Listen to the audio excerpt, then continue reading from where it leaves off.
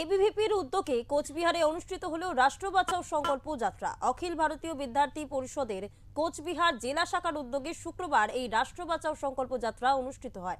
এই কর্মসূচিতে জেলার বিভিন্ন কলেজের ছাত্রছাত্রীরা অংশগ্রহণ করেন এবং সংগঠনের পক্ষ থেকে জানানো হয় দেশের ঐক্য, জাতীয় চেতনা এবং শিক্ষার্থীদের সামাজিক দায়বদ্ধতা সম্পর্কে সচেতনতা বৃদ্ধি করাই এই সংকল্প যাত্রায় মূল লক্ষ্য।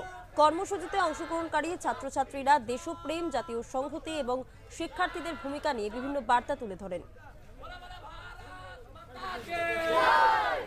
আপনি তো একটু ভিজুয়ালটা নেওয়া যায়।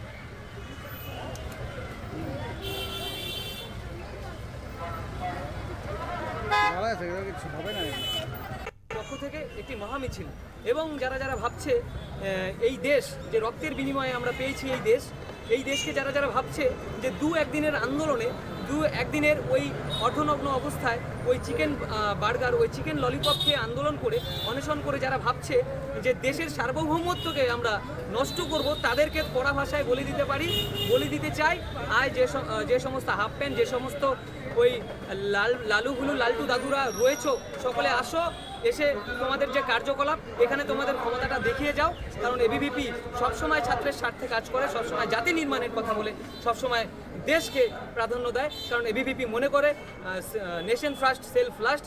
যখন স্টুডেন্টরা সাফার করে, এবিভিপি ফাইটস হার্ডার করে। যখন দেশের স্বার্থে কথা বলা হয়, তখন এবিভিপি সর্বপ্রথম রুখে দাঁড়ায়। এর জন্য বলছি, যত বিরোধী শক্তি আছো, যত বামপন্থী সংগঠন আছো, যত আরশোলা আছো, তোমরা যতই কার্যকলাপ করতে থাকো, যতই তোমাদের হাত যত দূরে যায় না কেন, তোমরা চালাতে থাকো। আমরা অখিল ভারতীয় বিদ্যার্থী পরিষদ এবং রাষ্ট্রবাদী সংগঠন জাতীয়তাবাদের প্রসার এবং প্রচার চালিয়ে যাব। প্রধানমন্ত্রী